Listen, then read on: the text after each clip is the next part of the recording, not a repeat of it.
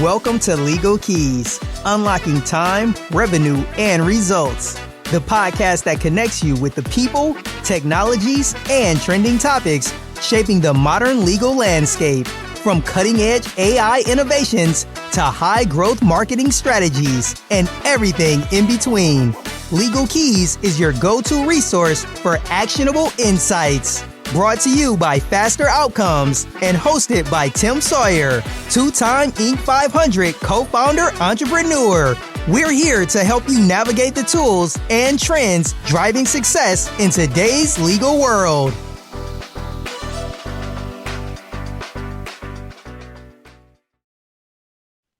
Well, welcome to Legal Keys. It's great to be here today. I want to thank everyone for tuning in.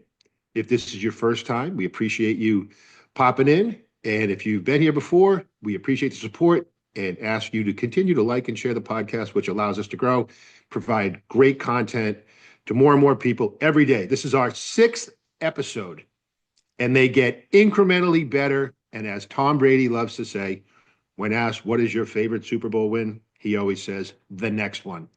Well, what's my favorite podcast, Legal Keys podcast? This one. And my guest is amazing. I can't wait to introduce him to you guys. We continue to find the most interesting and knowledgeable legal tech professionals, and today is no different. Mark Stiles is a veteran attorney, entrepreneur, and the founder of Stiles Law in Marshfield, Massachusetts. Since 1996, he's built a practice focused not only on real estate and estate planning, but also connecting people to the right legal professionals. And I can't wait to talk to you about his transition. Mark's passion for mentorship, entrepreneurship, and community service is reflected in his work and in his podcast, Elements of Stiles, where he dives into conversations on personal growth, leadership, and living with purpose. Mark has since transitioned to an attorney referral model, where he introduces the consumer of legal services to the right attorney at the right time, saving the consumer time, energy, and money, while allowing the attorney to focus on what they are passionate about, not just what they have to do. And the reason why I'm so happy to have Mark on is we are very much aligned in our philosophy. Anytime somebody asks me what I do, I say my main passion is to give lawyers more time to do what they love. If that's smash their competition, great. If that's get home a little earlier to help put the kids to bed, that is an equally noble goal. And we try to help with both. And I think that's what's going to make for a really cool conversation. That being said, Mark, introduce yourself. Let us get to know you a little bit better and talk about the network. I love it. Well, thank you. Thank you for inviting me on to your podcast. I'm really excited to share. I've been doing this for a very long time. I've been practicing law for a very long time, doing various different practices, and realized that, one size does not fit all. One size fits one, and that is for the attorney as well. And throughout my career, I noticed a lot of attorneys who were stuck. They were stuck on the wheel, right? So whether or not they found themselves in a law firm that specialized in a certain practice area, and they found themselves, this is all that they do, and this is all that they know, and they got good at it, but they never really liked it.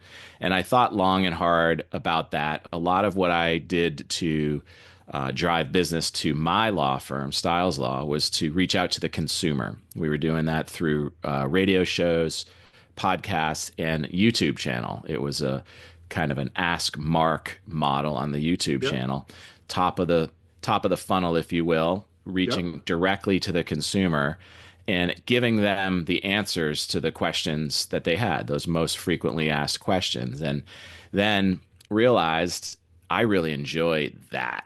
I really enjoy that consumer advocacy, that reaching to the consumer and pulling the curtain back and showing them, what is behind that curtain? What are the processes? What are the answers? How do we find the right people? And at the same time, creating that marketplace that allows those attorneys to do what they're passionate about, right? Rather than what they have to do. They wake up in the morning grateful to get to do, and what they want to do passionately is help the consumer of legal services in whatever field it is, whether it's estate planning, personal injury, criminal defense, real estate, what have you.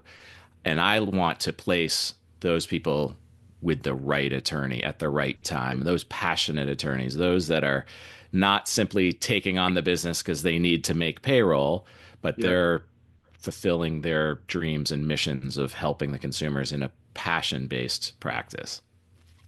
That is a very noble goal.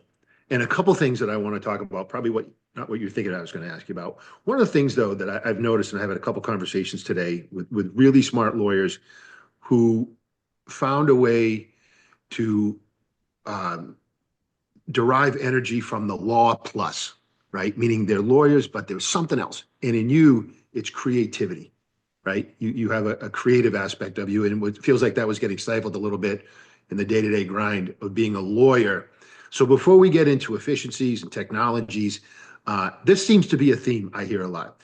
And how do you, what advice would you give to somebody who's in that spot that you were in a bit ago, right? Where you're practicing law, you pay your bills, it's not great, and you're just kind of going through, and at some point in life, you just accept, this is okay, and you do it forever, which is probably the vast majority, right?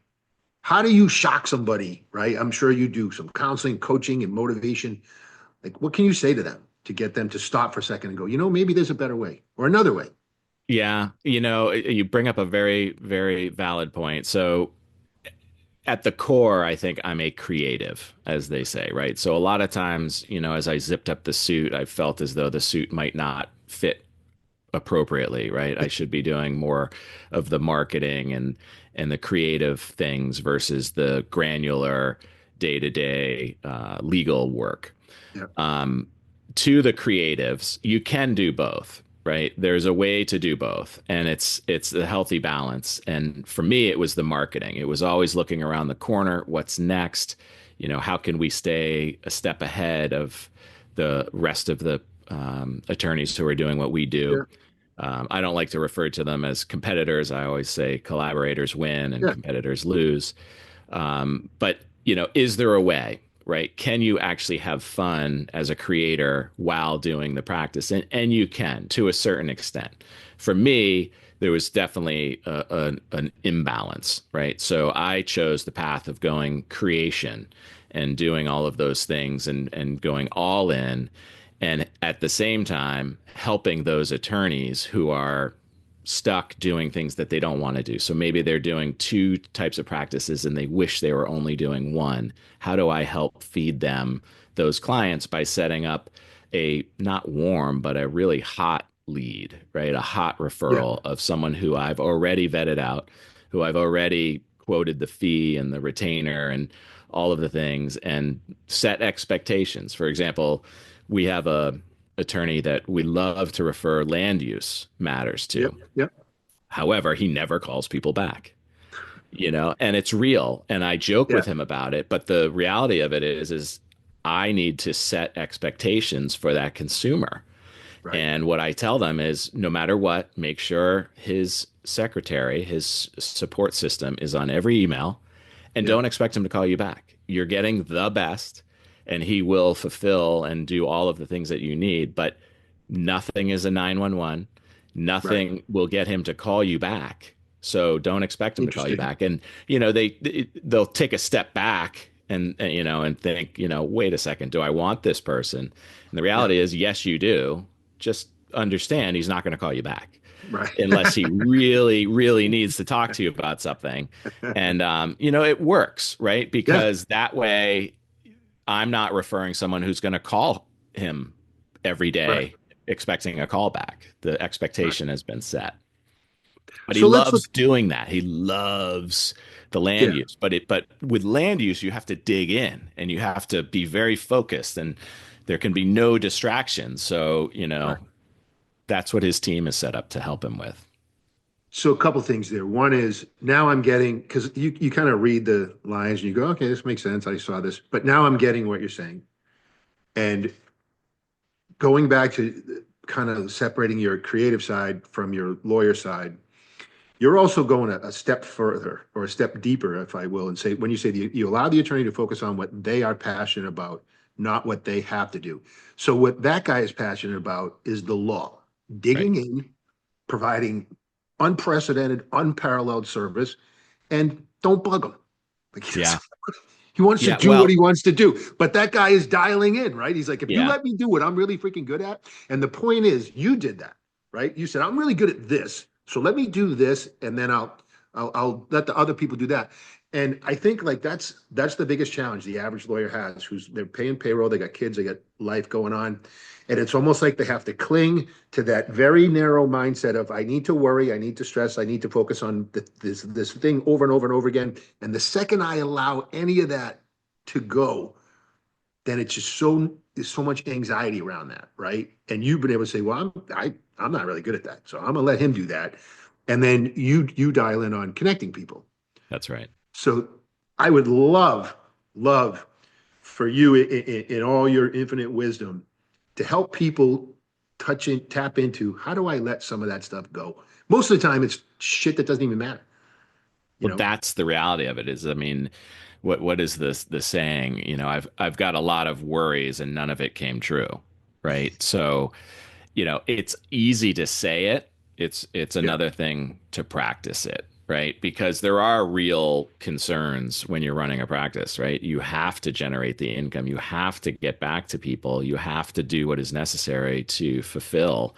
And but what I would stress is if you are really in a situation where you're not enjoying what you're doing, you have to take a step back and you yeah, have to, for yourself, because we only get one go at this life.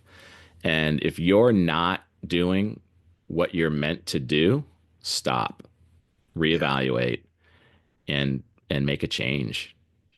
yeah. I think there might be more people are open to that since COVID. Yeah. They kind of did some soul searching and said, how much time do I really have? That kind of stuff. And we can have that conversation another day. So I just find that fascinating because I know, and I love the fact that, and I don't want to give anything away, but every email that we communicate, you sign abundantly. Mm. And it always makes me stop and think for a second and do a little check like, hey, am I really doing what I want to do in this moment? Right. And I think that's a really neat perspective. Now, let's flip the switch a little bit. You're also a bit of a tech aficionado. We talk a lot about tech on Legal Keys, and one of the things I want to talk a little bit about is the proliferation of AI, right, in all its forms, and specifically, now you have this reputation for connecting the right clients with the right lawyers. Talk a little bit about some of the technology around that. Does AI even play a role in that? And if so, how are you deploying AI in that process? Well, so I'm deploying AI personally with my phone service. So I took the leap of faith to bring in I call it the AI chat concierge, right? So Yep. we disclose it. We're not Yep. hiding it. It's very conversational.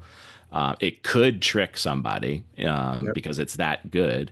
However, we want to be fully transparent that this is an AI machine, an agent who Interesting. is in essence taking your information, right? So the Wow. way we're connecting with the consumer is again top of funnel type of Yep. marketing through social media, through radio shows, and podcast. And what we do is we say, reach out, whether it's on the Yep. website or through the phone, the same thing is going to happen. You're not going to be transferred to me. You're not going to be transferred to an attorney directly. You're simply going to summarize your needs. And Yep. most importantly, how you want to be communicated with. I think that's one of the biggest misses that attorneys have is that they require the consumer to follow their Right. process as opposed to the attorney meeting the consumer where they are most comfortable, right? Do you like to Right. be communicated by phone? No. Well, then I'm not going to call you. Do you Right. love email? Then I'll send you emails. If you enjoy text messages, we can do that as well. So one of the main things we do in our intake is ask that question. What is your preferred mode of communication? And please summarize what your need is. And if it's unclear, then I will personally reach out and ask to summarize or step on a call with what I like to use is Calendly. That's Yep. the calendar of choice that I have because what it does is it allows them again to pick a time that works for them, and Right. then I'm notified and I call them, and then we figure it out. So what I'm doing is simply sharing experiences, issue spotting, and making introductions. And so right now, what I'm using AI for is for that intake Yep. model. I do see it as a scalable model. We'll need AI to do the introductions and to Yep. manage the pipeline and the follow-ups and all of that. I'm not currently. However, I'm encouraging attorneys to lean into the AI for their efficiency. So a lot of what I'm doing with this marketplace, if you will, is also helping the attorneys, be more efficient with their business and Right. talking with folks like yourself and finding out what the best new models are for attorneys, to lean into that and not be afraid of it. Because one of the things that the law industry suffers with is being laggards, Right. and I'm guilty of being an early adopter. So in Yep. that field, I get side-eyed a lot because I'm like, no, we need to be doing this. And the attorneys are a little bit slow to adopt for fear of, is it perfect? Right? Right. The is it good enough? Yes. Is it perfect? No. So what do we do with that? Well, we Yeah. iterate on it, but how can we be more efficient? How can we build better systems? And I find that that's a lot of what I'm doing when I'm helping other attorneys. So I see AI. I don't like the word disrupting because it just is a visual of Yeah. chaos and fire and brimstone and all of that. But I see it helping tremendously and making things much more efficient. Now, does the attorney need to review the final version? Of course. Yeah. But that's version 3 as opposed to starting at version 1. So I see it So, in the practice much more than I do in my model right now. that's what I was going to say. So what's interesting, I was in Mississippi just a few days ago, Jackson, and doing a CLE talk, and the conversation came up around AI, using AI and intake in the practice, right? Hmm. And um, the reaction was like, "Whoa, never, no how, no way would I ever put a consumer on the phone with a bot." And it was a pretty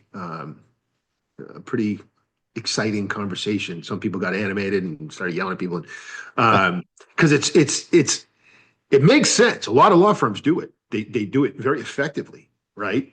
But again, it's one of those. Okay, is the person willing to step out in faith versus fear? Most are not, right? So, but you just said something very profound. You said it's not it's not the end all be all, but it's good enough, Hmm. right? So, and if you have human in the middle, someone's taking a look at it. So AI, to the point, we always say this, we don't advocate that AI is going to replace lawyers, although I will say lawyers who are really good with AI are probably going to replace lawyers who aren't. I do think Yes. that's true. Um, but they're not, it's right now, we're not at a place where any AI is going to replace a human. But if you can get you 90% of the way, or 80% of the way. And so if you've got 100 of something and now you only have to do 10 of it, you just got 90.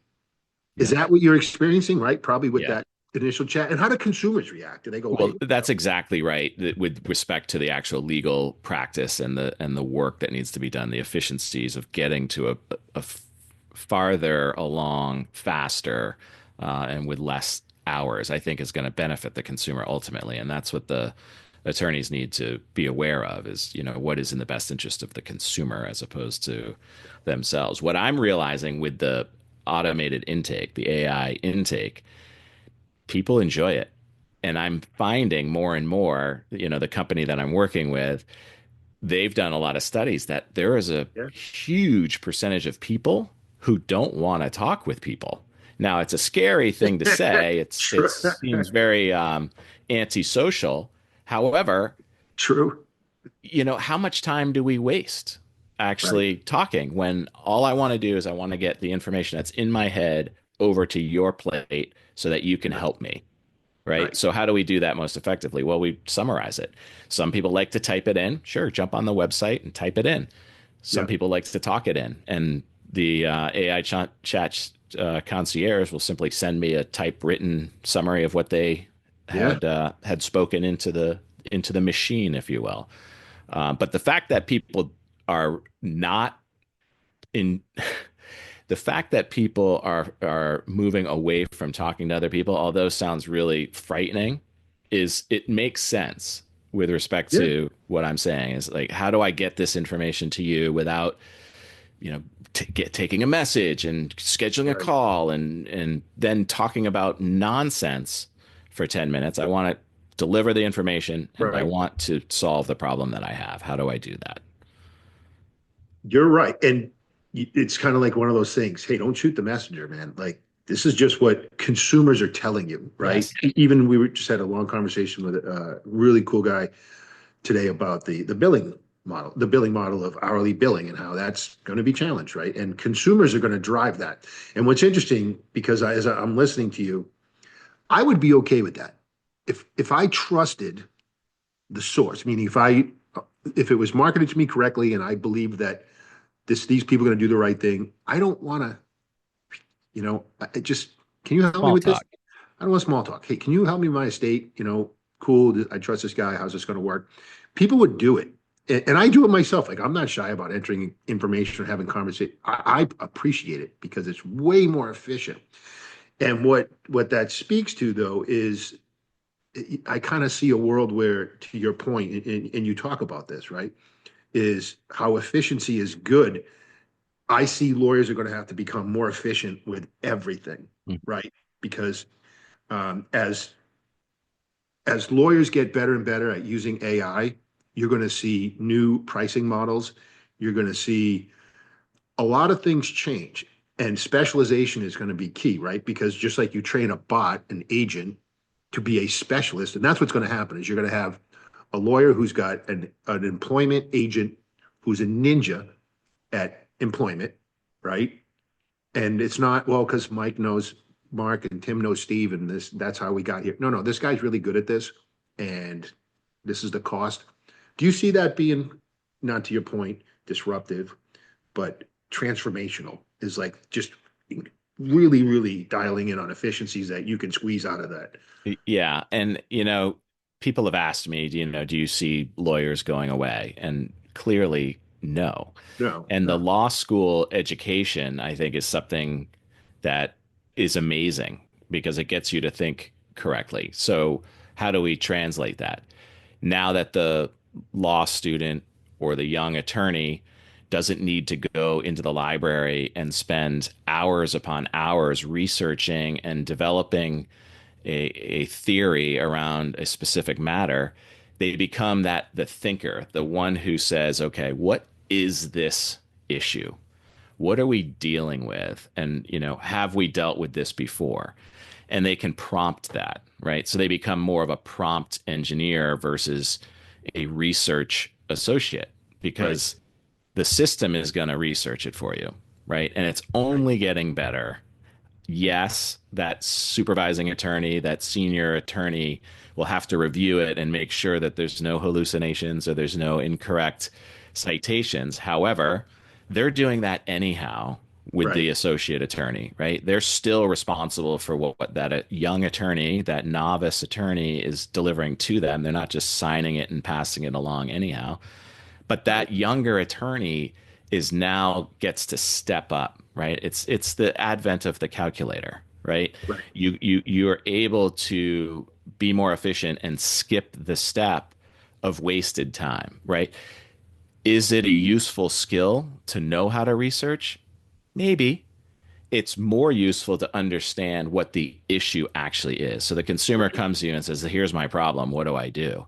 Well, the consumer may think that they have right, a certain situation, but when you peel back the onion, it's actually something very different. And that's the legal mind. That's the legal education that creates that issue spotting right, ability.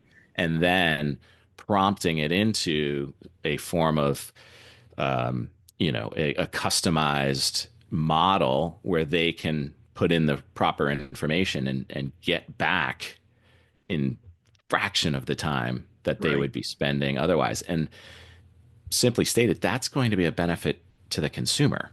And I don't Huge. think any attorney is going to miss out on any learning because frankly, it's wasted time. Without the why would you not use the calculator if you had the Well, ability? and if you think about it, right, traditional research is you start wide and then you get smaller and smaller and Yeah, smaller and smaller, and then you get here and then you go this way, right?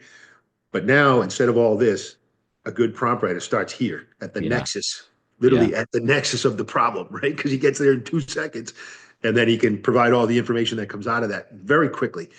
And there's so many cool implications, not to get distracted around that, but a young lawyer associate, whatever, that's looking at the law, it's a little less sexy, right? It's an aging population, and I see this type of technology as a way to attract more talented folks into legal, right? Yeah. So if I'm interviewing, I'm a 22-year-old, 24-year-old by the time you get out of law school, um, and I'm asking questions about using technology in the practice. If that guy's looking at gals looking at me and saying, we are adamantly opposed to the use of any, bam, bam, bam, I'm going to go, yeah, what? I just spent 6 years of my life learning how to use that. My expectation is we're using that, right? Yeah. There's going to be tension. I bet you already feel tension, right? That people who are ambitious and trying to use more technology in firms that don't want to do it, they're going to leave, right? That's the way it works. Yes, there's no question about it. And the smart ones, the innovative ones are adopting, right? It's the old guard, as they say, and they're called the old guard for a reason. They're protectionism, right? They're holding out. They're building up the wall. We've got all the answers, and you have to pay us for those. Well, Right. consumers are going to come to the table with a lot more information. I mean, just ask the car sales industry, Yeah. what the consumer knowledge is once the internet was Yeah. invented. Ask the real estate industry now, who used to hold all the information. They would have the Yeah. book at the office, and if you wanted to buy a house, you had to go to them to open up the book to find out what was available. Right. Now they're going to the real estate agent saying, "Okay, I need you. I need Yeah. your help, but I want these four houses. I want to look Right. at these four because I've already done all the research." Right. There's no difference now. The consumer of legal services is already doing their research. They're going on YouTube, they're Right. going on ChatGPT, and they're asking all of the questions. Are they creating the documents for themselves? They're getting to the step right before that, Right. Right. and that means that they're expecting a much smaller invoice at the end because Yeah. they've done a lot of the work. So Interesting. the attorneys will have to get on board with that, and it will change the landscape of the law because it isn't that these folks can't get the information. They can get all of the information necessary, and a lot of people will take that leap and say, "This is good enough. I'm just going to Right. print this out and use Go with this as the contract." right. Probably. It's funny because the last thing that I want to wind down, I was just having another conversation with someone. We were talking about this, and I asked him, "Are you seeing more and more people coming to you and saying, 'Hey, I've got this document I think is 90% Mhm. there. Can you take a spin through this?'" You know, and he had a pretty good talk track of how he deals with that. And What'd he say? what he said was the need to educate that consumer on, okay, you've got a document, and if I used my legal document to a layperson, they might look similar, but an operating agreement that starts legally sound can be dramatically improved, enhanced with AI. But if you're starting from a blank slate with OpenAI or ChatGPT, you have a higher likelihood of having problems that you're not aware of, right? So Hmm. his advocacy is, let's start with a document that's proven, we know it works, and then let's bring your unique circumstance to the established document versus let's start from a blank slate, tabula rasa, and go from there. It's an interesting concept. But I have talked to a lot of lawyers who now see way more people coming in and saying, I think I got this. I don't want to pay for the whole thing. And it's got to be brutal, right? Because for the lawyer, it's like, hey, this is what I do for a living, right? And Yeah. they got to figure that out, whether it's subscription based or flat fee. Consumers are gonna, they're already doing it, right? They're already Yep. saying, yeah, I don't want to. And some Instead of, are yeah, go ahead. and some aren't going to the lawyer, right? that's a reality, right? But then what is it? It's, you pay up front or you pay on the other side of it when the document isn't sound. But I think one of the things that lawyers are very skeptical about is the protection of the documents. And I know we've talked, you and I, about um, your proprietary package for personal injury attorneys. It's, Yeah. how do you protect all of the information that you're feeding into the engine? And I don't think a lot of lawyers have realized that there is a way to actually have your own custom built AI. They think there's only this open source that if I put this information in, it's going to be searchable, so I can't touch AI. Right. No, agentic is easy fix on that. And even in secret mode or whatever you want to call it with ChatGPT's newest, they're still learning from the data. They're using that data to learn, even if they quote it's not searchable. You really have to be careful around that. Yeah. And the bigger risk is, lawyers saying, how's they gonna possibly? It was funny because I was talking, and we'll wind down on this one. I talked to you all day. I was talking to this lawyer a week ago, and he got really angry. We were doing a CLE talk on ethics, and we get to the end, and he goes, "Do we really need to hear this shit every time?" He's like, "I study more about AI than anybody on the planet, and all they tell me is I can't do this and I can't do that." And he literally said, "This is awesome."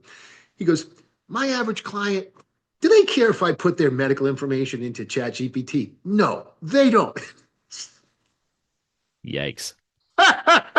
It's like, I don't know if that's the kind of broad statement we want to have on Yeah. this recorded Zoom call. But They but don't the care. but I see a time You where get it, right? Like, the big law firms, the personal injuries, they're already doing it. You've got them on the forefront, on the frontier of creating these moded, if you will, yeah, protected, learning models.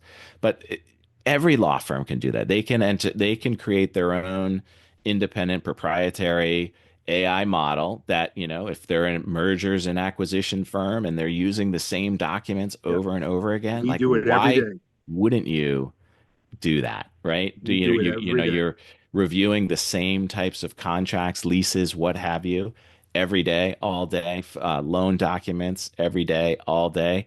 Yeah, Why wouldn't you make it more efficient, right? For easy. you and for the consumer. Now, the lawyers will, push back and say, well, that's going to affect my bottom line. I saw it during COVID, right? A lot of the courtroom lawyers who were Yeah, billing by the hour, who could bill from the time they left their house, the 4 hours that they were sitting in court, and then the hour back home, turned into 15-minute Zoom calls. And they're like, I don't even know what to do because my billables just went down 40%. right.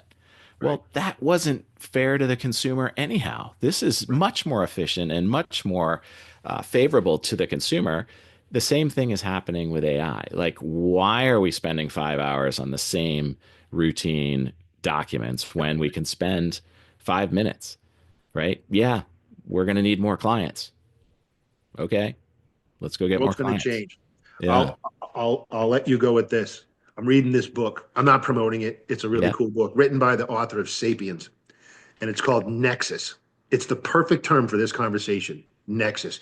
And the description is a brief history of information networks from the Stone Age to AI. Mm, And it is a really cool read. I don't know if you ever read Sapiens, but this is the same author. And it's a nexus. We're at that point. yeah. And you brought up something so interesting about car dealerships. It's exactly what happened, right? When the guy thought he either knew or thought he knew or actually knew more than the salesperson, and he walked on the lot and said, "I was on kellybluebook.com. This is what I discovered." And then they start fighting, Yeah. right? Well, we're gonna have to stop disgracing and start embracing this modern client. This modern client either, and they're the same problem. He either actually knows more or is 100% confident that he knows more than he did 2 years ago. Yeah. You can't just say, "I'm just not going to deal with his shit." Like, that's not a strategy, man. Like, we got to figure that out. And this program, the Legal Keys, it's not about bashing what people are. It's saying, hey, let's work together. Let's bring on Yeah. people like Mark to get his ideas out into the public. And how are you dealing with that? You're literally using bots and telling people we're using bots, and they're like, cool. Like, Yeah. we're past proof of concept, man. Yeah. Like, we're in the Well, and field now. people embrace that, and they Yeah. appreciate the fact that you're working to make things more efficient for them because they know ultimately it's going to be passed on to them. Yeah, you're right. This was a great conversation. So anyone Yeah. listening, I know you've got an amazing podcast. So talk a little bit about your podcast, where folks can find that, where consumers can find you, everything that we need to know about Mark Stiles. Yeah, so for folks looking to be matched with the right attorney at the right time, saving them as much time, energy, and money as possible, they can go to my website, stiles-law.com. Again, stiles-law.com. And to test out our AI concierge, 781-319-1900, deliver all the information that you want, and I will make that match, which will soon be automated because we've got the abilities to build out that infrastructure that has the fees quoted and all of the things to let you know if this is the right fit, and we'll make that match. The podcast, Elements of Stiles, is a podcast. It's a passion play for me. It gives me life energy. I really enjoy talking to amazing people doing amazing things. We're starting to do a little bit more focus on AI Yep. and the legal profession itself. So merging those two things together. So it was really a blessing to be here with you, Tim, workshopping through some of those ideas. Grateful. This is, like I said, my favorite podcast. The next one, that's today, it's this one. That's super grateful. I learned so much from this. Like you said, this is my fuel. It's my oxygen. It's not my primary vocation. Although, if I had a choice, maybe someday it will be. Yeah. And Love and I'll be living abundantly. Well, I that. feel pretty good about where I'm at right now. But I'm grateful. Want to thank our listeners for joining us today. Want to give a shout out to our sponsor. This podcast is brought to you by Faster Outcomes. Faster Outcomes is an AI-powered, the ultimate legal intelligence platform for law firms and lawyers of all shapes and sizes. And with that, wish everybody a great week. I want to say thank you to everyone listening. Thank you to Mark. We'll see you again soon. Thank you, Tim.